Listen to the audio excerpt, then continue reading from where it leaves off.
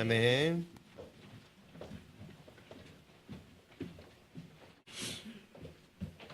아멘.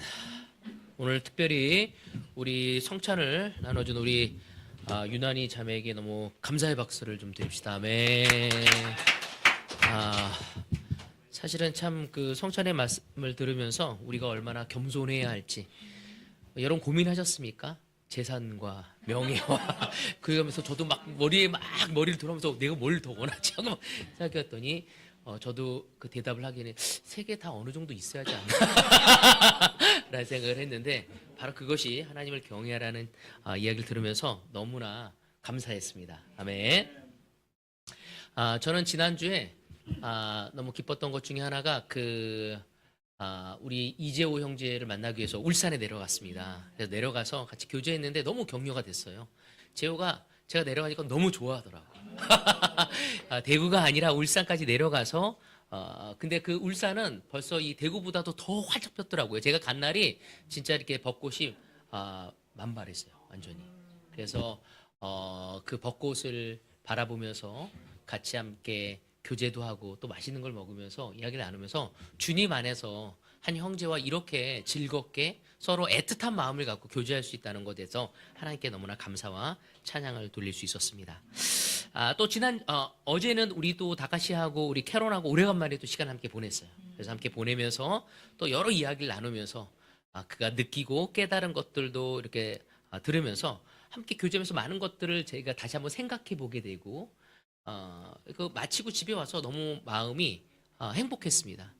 뭐가 행복했냐면 정말 이렇게 다카시는 일본 사람이면서 또 미국 사람이고 또 한국말은 잘 못하고 근데 아내가 있긴 하지만 함께 이렇게 통역도 해주면서 이러한 그 마음에 있는 것들을 열고 또 도움도 받을 수 있고 또 도움을 줄 수 있다는 것이 참 주님 안에서만 느낄 수 있는 그러한 행복이라는 생각이 들어서 하나님께 너무 찬양과 영광을 돌리고 싶습니다. 오늘 이 예배가 하나님께 가장 큰 영광스러운 예배는 무엇보다도 서로를 사랑하고 또 그분의 말씀을 통해 우리의 마음을 준비하고 또 그 준비되어진 것을 우리 주변 사람에게 나누고자 했었을 때 하나님이 더 큰 축복과 은혜를 베푸실 거라고 생각이 되어집니다.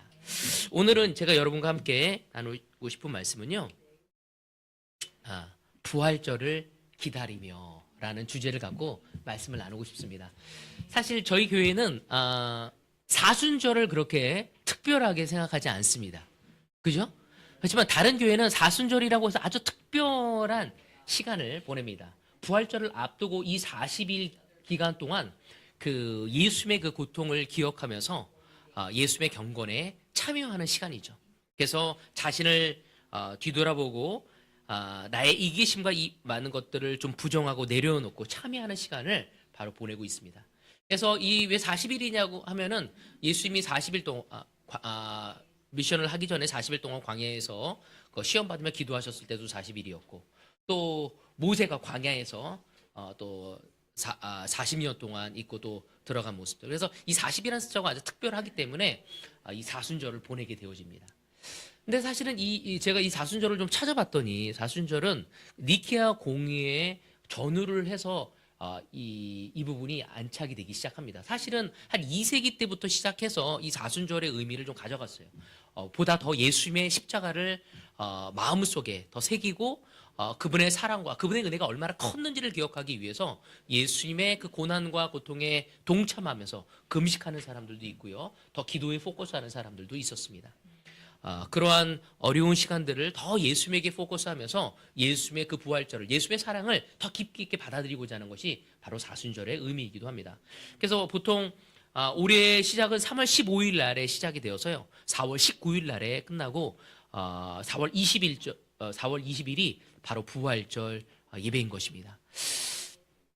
우리는 근데 사순절을 특별하게 절기를 지키면서 가지는 않습니다. 그 이유를 아십니까? 맞아요. 매일매일 우리는 성찬을 하면서 예수의 십자가를 기억하고 있기 때문입니다. 그렇지만 한번 저는 생각해 봤어요. 정말 우린 매일매일을 예수의 십자가를 기억하고 있고 이 주일 예배 때마다 예수님이 우리에게 보여주신 그 사랑이 얼마나 깊은지를 되새기며 그분의 그 사랑을 느끼고 깨달으며 예배를 드리고 있는지 오늘 이 시간 한번 우리가 생각해 보기를 바라고 싶습니다. 이 사순절은 영어로 보면 렌트라고 하더라고요. 렌트가 뭐죠? 빌리다라고 알고 있잖아요. 대문자 렌트를 써가지고요. 이게 사순절이라고 써요. 그래서 이거를 찾아보니까 고대 언어에서는 어디서 나냐면 그 만물의 소생이라는 이 봄이라는 느낌을 좀 가지고 있더라고요. 그래서 이 시간 동안 이 특별히 부활절 사순절이 봄에 많이 이루어지기 때문에 사실 모든 것이 얻어 있다가 다시 한번 새 생명을 얻는 게 봄의 기운이잖아요. 그러면서 이 부활절을 기념하기는 이 사순절을 하면서 예수님의 그 발자취를 묵상하고 따라가면서 새로운 삶을 인도되어진다는 의미를 갖고 가져간다고 이야기하고 있습니다. 저는 그래서 사순절은 보내지 않지만 제가 그 부활절까지 전까지 다시 한번 예수님의 부활절을 기다리면서 우리가 가져가야 할 마음의 태도와 생각을 여러분과 함께 말씀을 통해서 나누고 싶습니다. 그래서 2025년 이 신앙의 여정 속에서 하나님의 임재를 경험하는 은혜를 이 부활절을 기다리면서 우리가 인식하고 또 마음에 정리되어지면서 더 크게 그분이 우리의 삶에 거할 수 있는 시간이 되어지기를 소망하면서 오늘 본문 구절을 여러분과 나누고 싶습니다. 이사야서 55장 6절에서 9절입니다. 너희는 만날 수 있을 때에 주님을 찾아라. 너희는 가까이 계실 때에 주님을 불러라. 악한 자는 그 길을 버리고 불의한 자는 그 생각을 버리고 주님께 돌아오너라. 주님께서 그에게 긍휼을 베푸실 것이다. 우리의 하나님께로 돌아오너라. 주님께서 너그럽게 용서하여 주실 것이다. 나의 생각은 너희 생각과 다르며 너희의 길은 나의 길과 다르다. 주님께서 하신 말씀이다. 하늘이 땅보다 높듯이 나의 길은 너희의 길보다 높으며 나의 생각은 너희의 생각보다 높다. 아멘. 너무 격려가 되는 구절 아닙니까? 이사야서 그 55장은 하나님의 초대와 구원의 약속을 강조한 구절입니다. 그래서 이 구절은 이스라엘 백성뿐만 아니라 지금 모든 민족에게 향한 하나님의 은혜로운 부르심을 담고 있는 말씀입니다.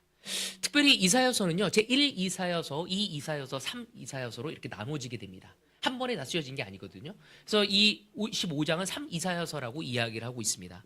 다시 말해서 바벨론 포로로 잡혀가서 유대인들이 돌아올 때쯤에 바로 쓰여진 글이라고 이야기하고 있습니다. 여러분도 아시다시피 바벨론에 의해서 이스라엘 민족은 어떻게 되죠? 포로로 잡혀가고 멸망이 되어집니다.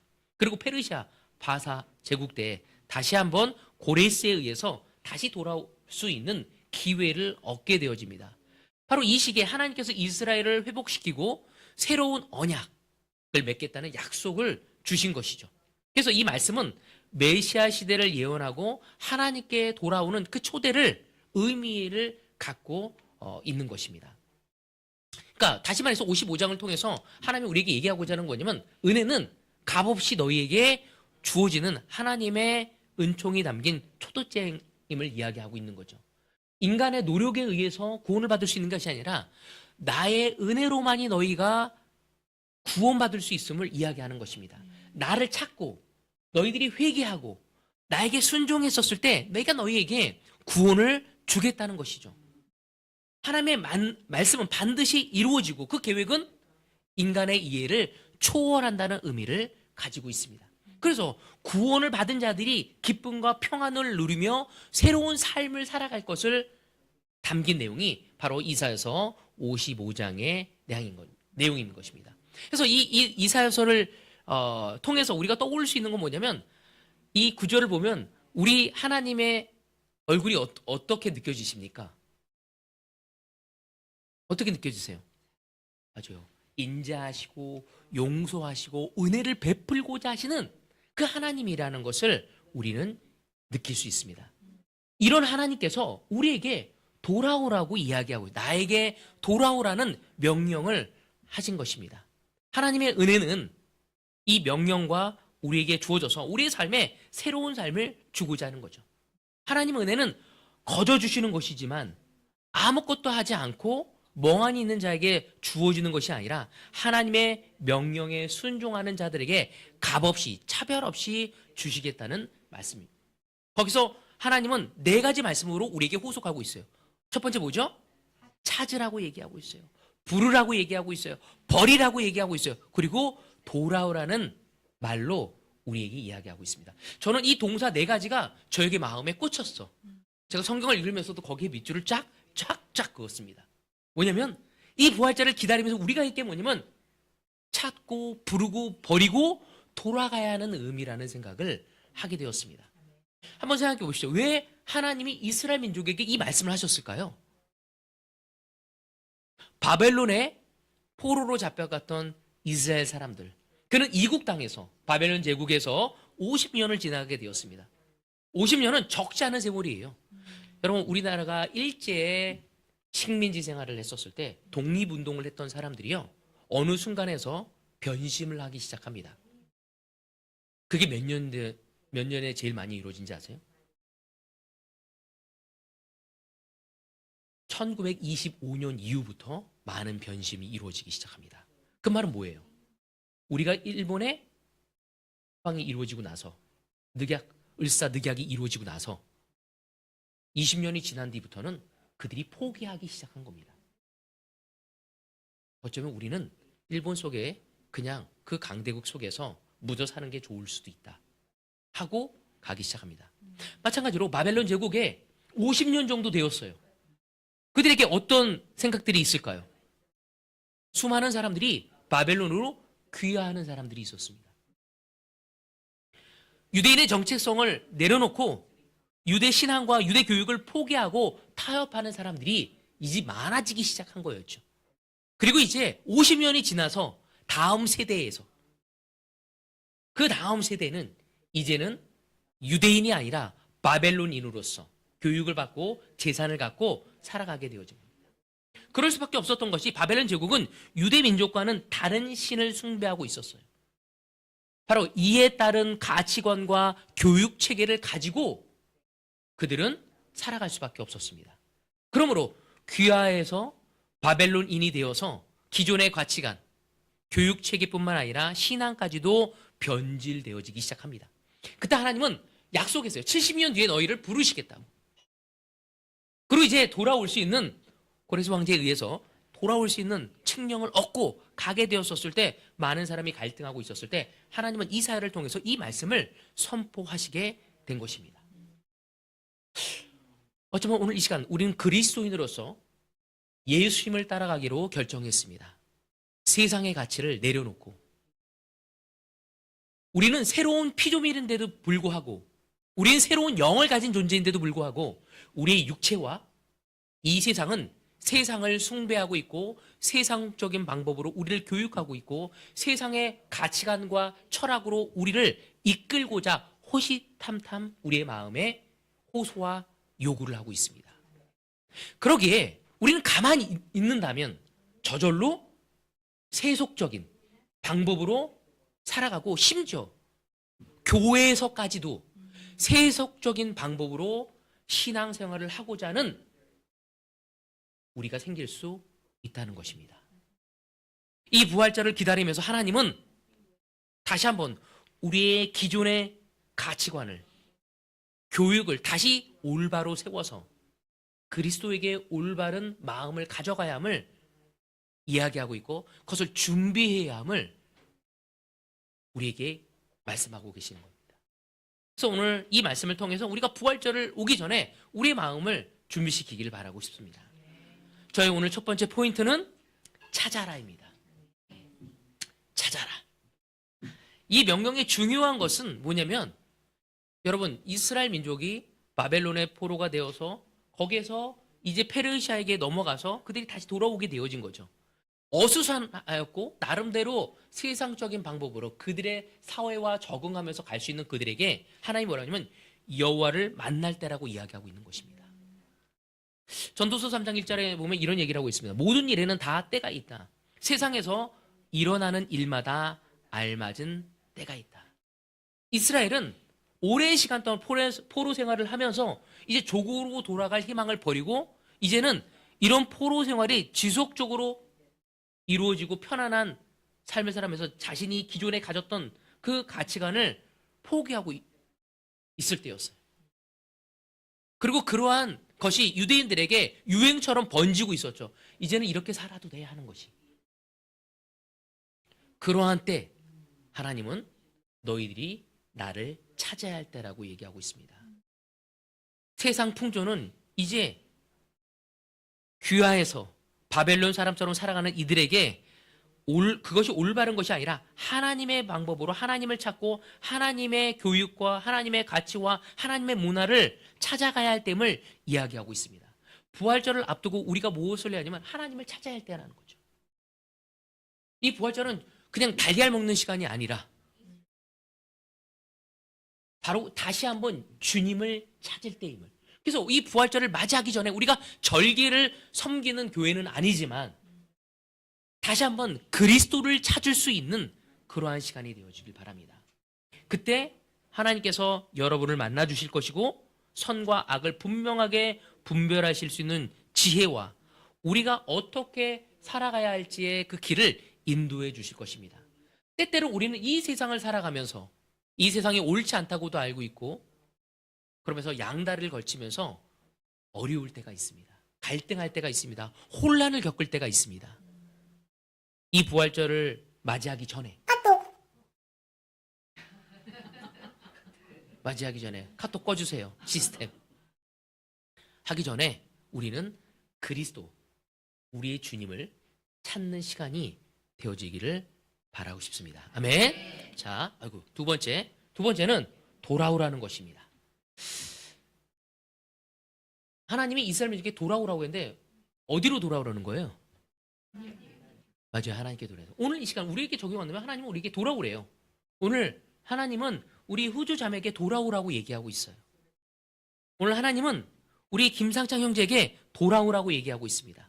어디로 돌아오는 걸까요? 맞죠. 하나님께 돌아가야 함을 얘기하는 거죠. 우리의 신앙으로 돌아가라는 거죠.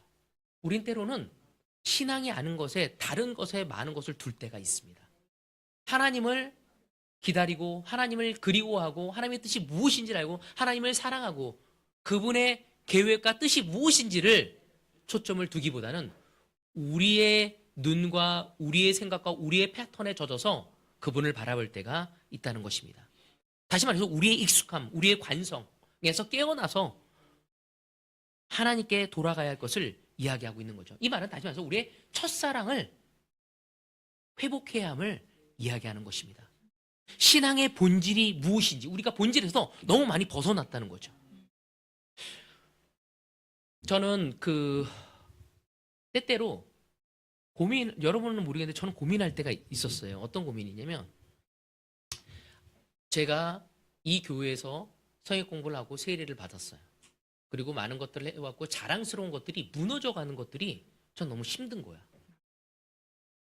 그리고 어떤 사람들의 이기심에 의해서 이렇게 되어졌다는 것도 제 마음에 너무 어려움이 왔어요. 그래서 이거를 끊임없이 제 마음속에선 싸워야 하는 거였어요. 근데 싸우려고 하니까 마음이 어떻게 보면 불편한 거야. 그러니까 아예 생각하지 않으려고 하는 것들도 제 마음에 많았죠. 근데 하나님은 참으로 내 주변에 있는 사람들을 통해 또 말씀을 통해서 너의 본질이 무엇인지 바로 그것은 네가 지금까지 지켜왔던 전통과 네가 익숙했던 시스템이 아니라 바로 하나님이라는 거죠. 오늘 시간 우리는 다시 한번 생각해 봐야 합니다. 우리 교회가 아주 강력한 제자 훈련을 하고 있었어요. 그것을 내려놓으면서 여러분은 얼마나 자발적으로 하나님께 가고 있습니까? 우린 때로는 교회의 강력한 문화에 젖어서 그것을 비난하고 비판하고는 있지만 하나님은 그렇게 가길 원하지 않으셨죠. 그것이 인간적이고 인위적이었기 때문에. 그렇지만 더 순수하게 하나님에게 내추럴하게 다가가기를 원하시는 것입니다. 우리의 본질이 무엇인지를 찾기를 원하는 거죠. 여러분 대한민국에서도 많은 기독교의 문제가 있습니다. 그래서 기독교 안에서도 보수와 진보의 싸움이 있습니다. 그렇지 않습니까? 그래서 지금 우리 봄소풍 가려고 하는데요.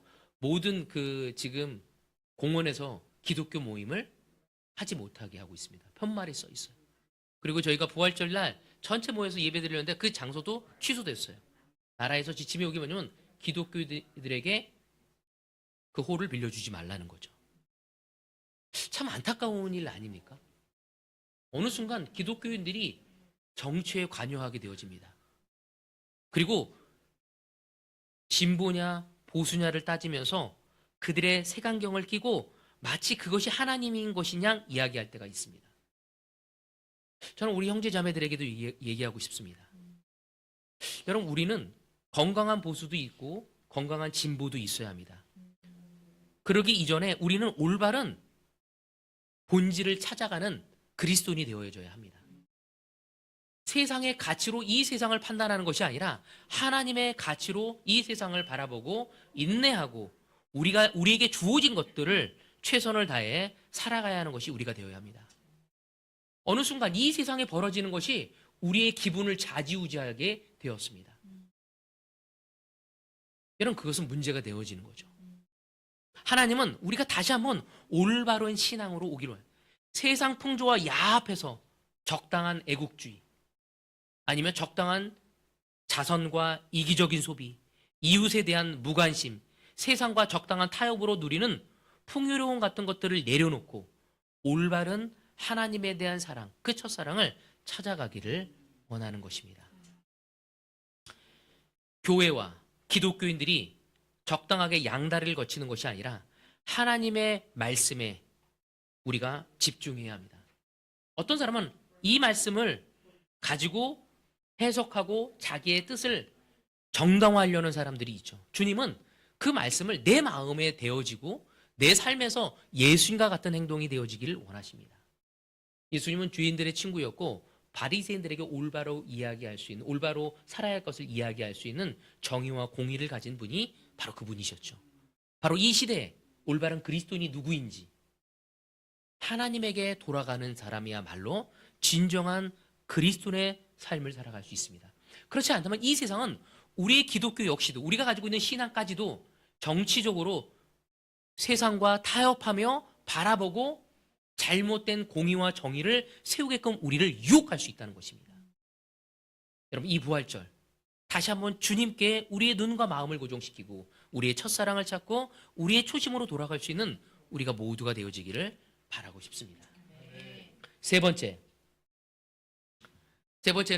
불러라입니다. 불러라. 여러분, 왜 하나님이 이스라엘 민족에게 나를 부르라고 얘기했을까요?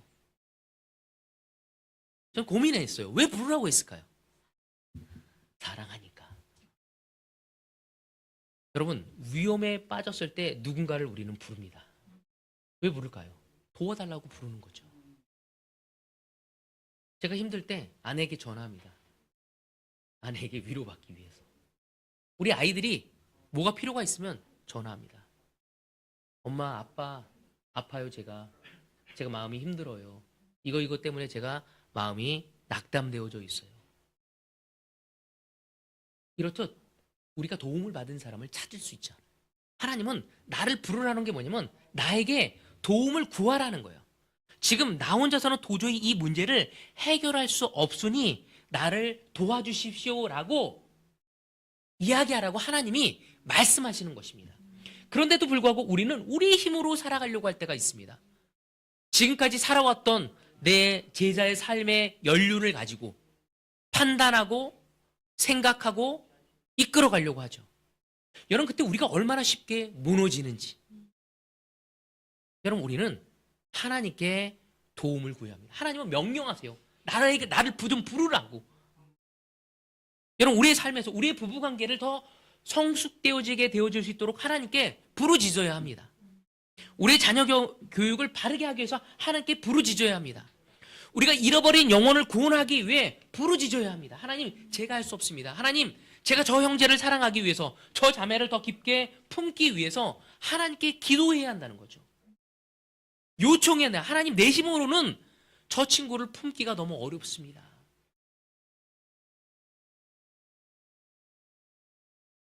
어제 도전을 받았어요. 제가 우리 다카시 형제에게. 어떤 도전이었냐면 때로는 어떤 형제를 사랑하기 너무 어렵다고 이야기를 했죠. 그때 우리는 때로는 요나처럼 생각할 때가 있다.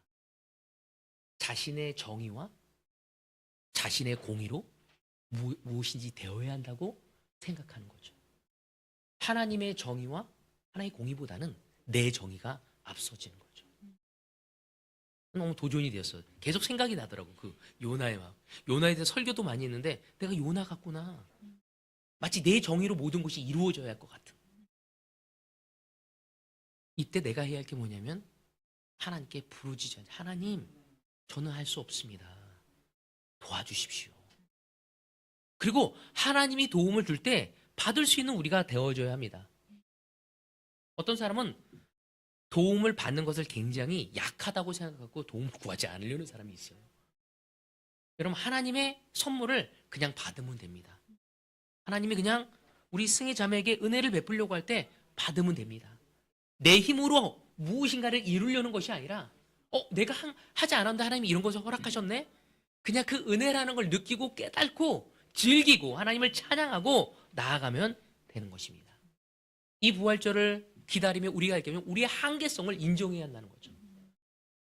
이 21세기의 이 한국 땅에서 우리가 살아가기 위해서는 나의 한계를 인정해야 한다는 겁니다.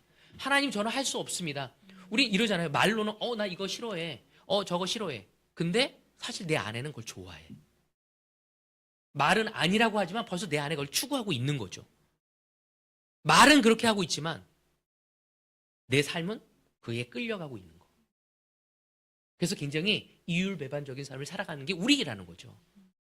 우리가 영적인 걸 좋아한다고 하지만 영적으로 살아가지 않을 때가 많잖아요. 내가 추구한다고 100% 그렇게 살아갈 수 없거든요. 그때 어떻게 해야 돼요? 하나님께 부르짖어야 돼요. 하나님을 불러야 돼요. 하나님, 도와주십시오. 나 자신의 한계를 인식할 때 하나님은 우리를 도우실 것이고 바로 그 삶이 겸손한 삶인 것입니다.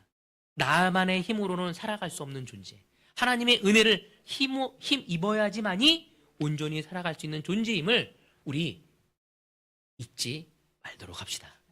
아멘. 마지막 네 번째 뭐냐면 버려라입니다. 버려라. 그럼 우리는 버려야지만이 돌아갈 수 있습니다. 돌아간다는 건 뭘 의미하죠? 맞아요. 회개한다는 거죠. 회개한다는 거. 회개하는 일은 행동이 수반되어져야 합니다. 생각만으로 되지 않아요. 행동이 수반돼요. 그러니까 내 거를 버려야 하는 것이죠. 무엇을 버리라고 얘기하고 있죠? 이사야 55장은 악인은 그 길을, 불의한 자는 그 생각을 버리라고 얘기하고 있습니다. 이미 불의한 자는 불의한 길을 걸어가고 있고 불의한 자가 생각하는 모든 것은 악한 생각이라고 이야기하고 있는 것이죠. 이 말씀은 세상의 풍조와 우리 믿음의 길을 걸어가는 우리 그리스도인의 삶이 공존할 수 없음을 밝히는 거예요. 그러니까 우리는 때때로 착각해요. 영적인 것과 세상의 길을 공존할 수 있다고. 살아갈 수 없습니다. 빛과 어둠이 공존할 수 없듯이 우리는 회개하고, 우리 잘못되었다면 회개하고 돌아서야 함을 이야기하고 있는 것입니다. 적당하게 세상 풍조를 따라가면서 우리가 이 신앙, 바로 이 그리스도인의 길을 충분히 갈 수 있다는 착각을 우리 내려놓아야 합니다. 우리는 온전히 하나님의 사람으로서, 하늘나라의 시민권을 가진 사람으로서 그 정체성을 가지고 그 생각만을 가지고 이 세상을 살아가야 하는 것이죠. 그래서 바울은 그 얘기를 계속하고 있죠. 로마서 12장 2절에 보면 이런 이야기를 합니다. 여러분은 이 시대의 풍조를 본받지 말고 마음을 새롭게 함으로 변화를 받아서 하나님의 선하시고 기뻐하시고 완전하신 뜻이 무엇인지를 분별하도록 하십시오. 세상 풍조에 맞춰 살아가면서 생각하는 것은 뭐예요? 불의할 수밖에 없다는 거예요. 사실은 가치관, 우리가 제자가 되어서 가치관의 변화를 끊임없이 하나님이 요구하십니다. 예수님의 제자들이 예수님이 십자가에 못 박혀 돌아가신다는 이야기를 하시거든요. 근데 세 번 다 할 때마다 받아들이나요? 안 받아들이나요? 받아들이지 않아요. 그는 그들의 방법에 있었거든요. 끝까지 예수님은 계속 그 제자들의 가치관을 변화시키려고 노력합니다. 하늘의 가치를 가지고 판단하고 생각하고 고민하기를 원했던 거였죠. 근데 우리는 아침에 10분, 5분으로 우리의 가치관이 변할 거라고 착각할 때가 있습니다. 우리가 그러죠. 나 영적이 되고 싶어. 그렇잖아요. 우리 선생님 자매가 저한테 종종 하죠. 제가 왜 이러죠? 하고 막 이렇게 나눌 때 있잖아요. 그런 가치관의 변화는 그냥 이루어지지 않아요. 치열하게 그분께 부르짖고 그분께 돌아가야 하고 내 생활의 패턴을 내려놓아야 합니다. 제가 아직도 기억해요. 제가 많은 형제 자매들하고 그 삶을 도와주면서 어떤 형제는 음란함, 그 음란함의 욕구에 대해서 내려놓는 거. 어떤 사람은 어떤 시기와 질투에서 내려놓는 거. 여러분 그것을 바뀌기 위해서는 자기 삶의 패턴과 생활을 바꿔야 돼요. 음란함에 빠진 사람은 죄를 질 때 항상 똑같은 거의 패턴을 가져가요. 똑같은 방법으로 죄를 짓죠. 누군가를 미워하고 시기하고 화를 내는 사람도 거의 똑같은 패턴을 가져가요. 삶의 방법을 바꾸지 않는 나의 죄성을 내려놓고 버리지 않으면 우리는 변화될 수 없는 것입니다. 하나님은 우리에게 너희가 나에게 부르짖고 너희 것을 내려놓아야 함을 이야기하고 있습니다. 여러분 이 세상 기독교의 가장 근본이 뭐죠? 맞아요. 우리 박수영지가 딱 하네요. 사랑. 맞아요. 사랑이에요. 근데 오늘날 우리는 사랑이 파괴되고 왜곡된 세상에서 살아가고 있습니다. 그 사랑이 예수님의 사랑이 아니라 자기의 잣대로. 그래서 데이트 폭력도 심하고요. 그렇지 않습니까? 이혼도 많아집니다. 왜? 자기 방법으로 사랑을 하고 있기 때문에. 우린 예수의 방법으로 가야 합니다. 그러니까 저마다 사랑에 대한 환상을 품고 있는 까닭에 왜곡 현상이 계속 이루어지는 거죠. 사랑만 그러겠습니까? 정의에 대한 것도, 공의에 대한 것도 그렇습니다. 여러분, 공정한 것이 사과가 4개가 있어요. 4사람이 어떻게 나눠야지 공정한 거죠? 그리고 우리 가운데 제일 공정한 것을 우리 선호하고 있는 우리 윤상숙 자매. 사계가 4개가 있어요. 4사람이 어떻게 가져가야지 공정한 거죠? 더 필요한 사람한테 주는 거예요? 맞아요. 성경은 그렇게 나와 있어요. 한 사람 앞에 하나씩 가져가는 게 아니에요. 저는 되게 당혹스러운 게 모임을 할 때 가장 적게 번 사람도 100원을 내는데 가장 많은 사람도 많이 번 사람도 100원만 내길 원해요. 그리고 비교해요. 그러면 돼요? 표정이 이해가 안 가는 표정이에요 지금. 성경은 그렇게 이제 많이 가진 사람은 많이 내라고, 적게 가진 사람은 적게 내라고 얘기하고 있습니다. 여러분 저는 저희 교회가 그렇게 되어지길 원합니다. 딱 2분에서 가고자 하는 사람들이 있어요. 데이트할 때요. 저희 교회가 초창기 때는요. 형제들이 다 됐어. 데이트 커플. 그래서 너무 데이트가 적어지는 거예요. 그래서 야, 이제 우리 서로 되도록 하자. 그랬더니 서로 되자고 했었을 때 자매들도 이제 사고 그러는데 어떤 형제가 데이트를 할 때마다 50원도 반을 딱 나눠갖고 똑같이 2분에서 내려고 하니까 그 자매가 너무 상처를 받더라고요. 여러분 그런 사람 너무 우리가 가까이 하고 싶지 않잖아요. 그럼 많이 번 사람이 낼 수 있습니다. 여러분 우리는 우리의 사랑에 대한 정의도 내려놔야 돼요. 우리의 정의로움에 대한 정의도 하나님 앞에 내려놓고 우리는 가야 합니다. 부활을 기다리며 우리가 해야 할 것은 첫 시작은 무엇인지 회개입니다. 하나님을 찾고 하나님께 부르고 돌아오고 버리고 그 모든 것이 회개를 의미하는 것입니다. 회개할 때 모든 것의 가능성이 열리게 되어진 겁니다. 이 부활절은 무뎌진 구태에 연연한 삶을 버리는 시간이에요. 우리의 삶을 버릴 때 기쁨이 넘치는 삶으로 돌아가는 것입니다. 하나님은 단호하게 그 바벨론 제국의 포로가 되어진 그들이 그 민족에게 동화되어져 있고 익숙해져 있는 그들에게 아주 강력하게 네 가지 단어로 호소하고 있습니다. 찾아라, 돌아와라, 버려라, 그리고 나를 부르라고 말씀하시고 있는 것입니다. 그래야면 그 은혜로우신 자비로우신 하나님의 얼굴을 만나게 될 것이라고 이스라엘 민족뿐만 아니라 지금 우리에게 그 초대의 말씀을 이야기하고 있는 것입니다. 때때로 우리는 하나님의 말씀을 지키고 살아갈 때 세상 풍조와 다르기 때문에 세상 사람으로부터 어리석다는 얘기도 듣고요, 비난을 받을 때도 있고요, 손가락질을 받을 때도 있다는 것입니다. 근데 그건 저희만 그랬던 건 아니에요. 여러분, 나중에 창세기 9장 8절에서 17절을 읽으면 노아에 대한 이야기가 나옵니다. 노아가 하나님의 명령에 따라 그 방주를 몇 년 지었다고 하죠? 성경에서는 정확하게 시간을 얘기하고 있지 않지만 학자들은 이야기했을 때 한 세대를 120이라고 했고 120년, 어떤 사람은 70년, 80년이라고 이야기하고 있습니다. 그 사람이 120년 동안 아니면 70년, 80년 동안 이 방주를 만들었다는 거죠. 그때 사람들은 이 방주를 만들었을 때 어떻게 생각했죠? 맞아요. 비웃고 어리석다고. 또 뭐 하는 짓이니? 좀 놀아야지. 좀 즐겨야지. 그리고 좀 생산성 있는 걸 좀 해야지. 때로는 하나님은 우리에게 이 세상에서 하라고 하는 것들이 세상 사람들 눈으로는 생산성이 없어. 효율적이지 않을 때가 있어요. 효과적이지도 않을 때가 있어요. 그렇지만 하나님은 그 일을 행하라고 우리에게 이야기하고 있습니다. 노아는 무지개의 약속을 믿고 하루하루 비난을 견디며 방주를 제작합니다. 이 부활절 기다리며 우리가 해야 할 게, 우리는 예수님이 십자가에 못 박혀서 부활하기 전까지 사람들은 어리석다 이야기했습니다. 우리의 삶이 지금 내가 내 아내에게 보이는 헌신과 인내와 사랑과 그 모든 것, 내 주변에 있는 사람들에게 하고 있는 그 모든 것이 때로는 내가 바라는 만큼 돌아오지 않을 수도 있습니다.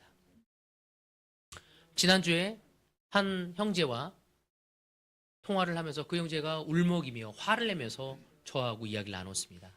그 형제는 내가 온갖 사랑과 모든 걸 다 줬는데 그 사람이 자기에게 너무나 괘씸한 것을 행동을 하고 떠났다는 겁니다. 제가 그 형제에게 이야기 나눈 건 저 또한 제자 삶을 살아오면서 그런 일이 비일비재했죠.